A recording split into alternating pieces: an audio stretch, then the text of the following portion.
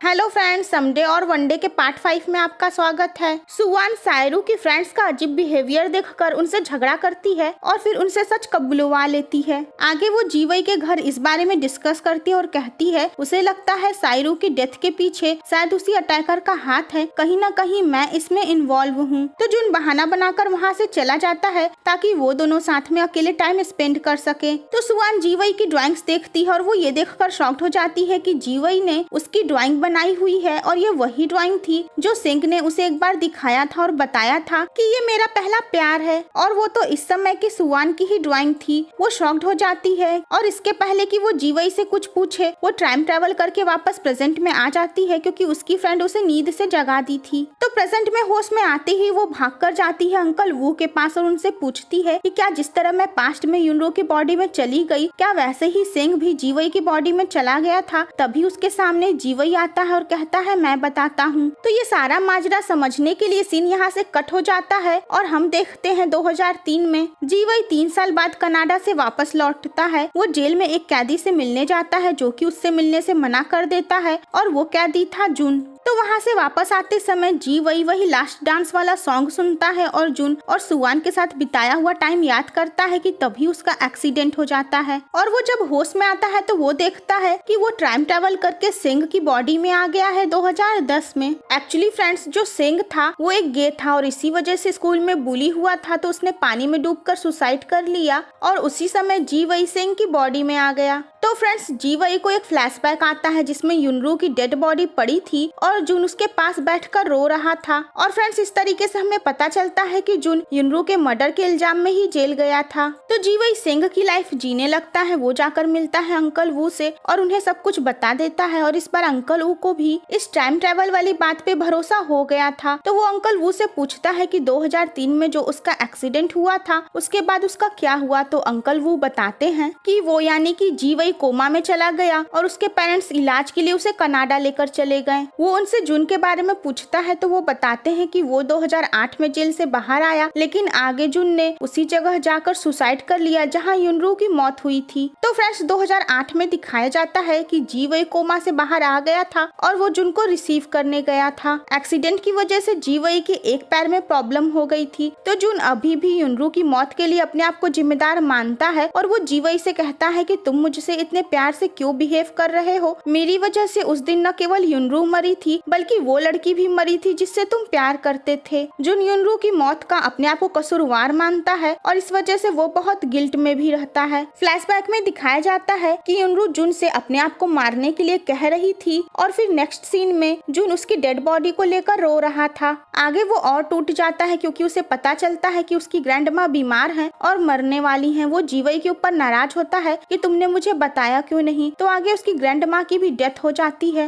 तो जुन आखिरी बार दोस्तों की तरह जीवई के साथ ड्रिंक करता है। वो सब अपने यारों की यारी वाली बातें करते हैं। जुन हंसता है तो उसे हंसते हुए देखकर जीवई को खुशी मिलती है, लेकिन आगे जब वो उठता है तो देखता है जुन गायब है। वो भागकर उस जगह जाता है जहाँ यूनरू की डेथ हुई थी। जीवई कहता है कि नहीं तुम ऐसा मत करो, लेकिन जुन उसकी आंखों के सामने ही सुसाइड कर लेता है। बैक इन 2010 जीवई अब सिंह की बॉडी में है तो वो सुवान के ही कॉलेज में एडमिशन की तैयारी करता है और वो इतनी पढ़ाई करता है जितनी कि उसने अपनी ओरिजिनल लाइफ में भी नहीं की थी। जब वो सुवान को पहली बार देखता है तो बहुत खुश होता है, लेकिन सुवान तो उसे पहचानती ही नहीं है क्योंकि अभी तक वो उससे मिली भी नहीं थी। तो जीवई एक बार फिर से सुवान की वही हाई स्कूल वाली स्केच बनाता है और आगे उसका फाइनली कॉलेज में एडमिशन हो जाता है। जीवई को समझ में नहीं आता है कि जब वो सुवान से पहली बार मिलेगा तो वो उससे क्या कहेगा। तो कॉलेज में पहुंचने के बाद उसकी मुलाकात सुवान से होती है तो वो उससे बहाना बनाता है कि उसे नहीं पता कि ट्रेड डिपार्टमेंट कहाँ है। तो सुवान उसकी हेल्प करती है और उसे वहाँ तक पहुँचाती है। तो जीवई एक पल की भी देरी नहीं करता है और वो सुवान से कह देता है कि आई लाइक यू। सुवान शॉक्ड हो जाती है और कहती है कि मैं तो सिर्फ तुम्हारा नाम जानती हूँ और क्या तुम ऐसे ही किसी भी लड़की से मिलते ही उसे आई लाइक यू कह देते हो। वो कहता है नहीं, मैं तुम्हें बहुत पहले से पसंद करता हूँ। सुवान सोचती है ये कोई पागल लड़का है, कितनी अजीब सी बात करता है। वो कहती है कि मेरा पहले से एक बॉयफ्रेंड है। और ये सुनते ही जीवई को झटका लग जाता है, क्योंकि सुवान ने कभी भी उसे नहीं बताया था कि सेंग के अलावा उसका कोई बॉयफ्रेंड भी था।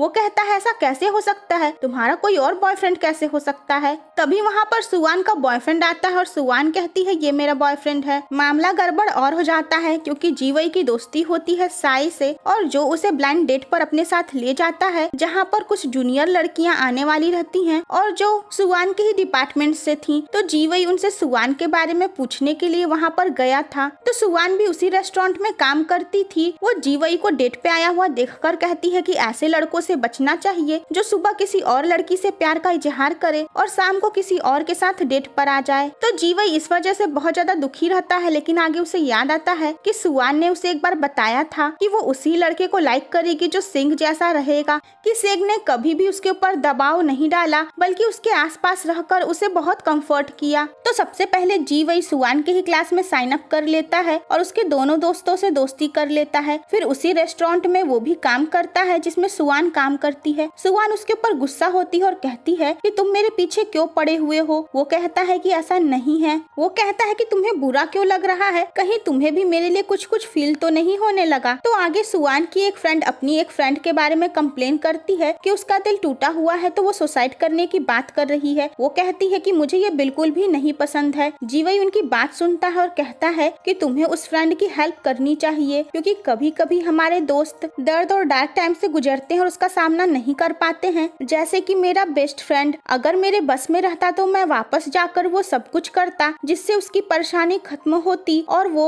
आज मेरे साथ होता। जीवई बाहर आकर जुन को याद करके बहुत ज्यादा दुखी होता है और रोता है। तभी वहाँ पर सुवान आती है। वो बताती है कि उसकी फ्रेंड उस फ्रेंड से मिलने गई है। वो उसे साथ में डिनर करने के लिए कहती है। वो साथ में डिनर बनाते हैं और एक दूसरे के साथ हैप्पी टाइम स्पेंड करते हैं। इधर दिखाया जाता है कि जीवई जो कि 2008 में ही कोमा से बाहर आ गया था, तो 2010 में तो होगा ही। वो टाइम ट्रेवल के दौरान होने वाली सारी चीजों के नोट्स रखा रहता है और वो इस बार चाहता है कि उसे अपने दोस्त को न खोना पड़े। और इस तरीके से देखा जाए तो 2010 में दो जीवई थे, एक सिंह की बॉडी में और एक जीवई अपनी ओरिजिनल बॉडी में। तो आगे सुवान का बर्थडे था और वो अपना बर्थडे अपने बॉयफ्रेंड के साथ मनाने वाली थी। तो ये सब जीवई को अच्छा नहीं लगता है और वो दुखी होता है, लेकिन वो किसी पागल आशिक की तरफ बिहेव नहीं करता है और सुवान जिसमें खुश है उसी में उसे सपोर्ट करता है। तो जीवई सुवान के लिए केक लेकर आता है, लेकिन उसे पता चलता है कि सुवान तो ऑलरेडी अपने बॉयफ्रेंड से मिलने जा चुकी है। उधर सुवान को पता चलता है कि उसका बॉयफ्रेंड तो अपनी एक्स गर्लफ्रेंड के साथ मिलकर उसे धोखा दे रहा था। वो उसके ऊपर गुस्सा होती है और उनका ब्रेकअप हो जाता है। जब वो वापस आती है तो देखती है कि जीवई उसका बर्थडे केक लेकर अकेले ही सेलिब्रेट कर रहा है। वो बहुत ज्यादा इमोशनल हो जाती है और उसके बाद उसके साथ मिलकर सेलिब्रेट करती है। सुवान बताती है कि एक बार बचपन में वो खो गई थी, तो एक बड़े लड़के ने उसकी हेल्प की थी और उसकी बहुत केयर की थी, लेकिन उसे उसका चेहरा याद नहीं है। फिर भी बस उसी समय उसके दिल में उस बड़े लड़के की छवि बस गई। तो जो उसका अभी करंट बॉयफ्रेंड था, उससे भी उसकी पहली मुलाकात एक बच्चे के खो जाने पे हुई। तो वो अपने बॉयफ्रेंड को बचपन वाले उसी बड़े लड़के से रिलेट की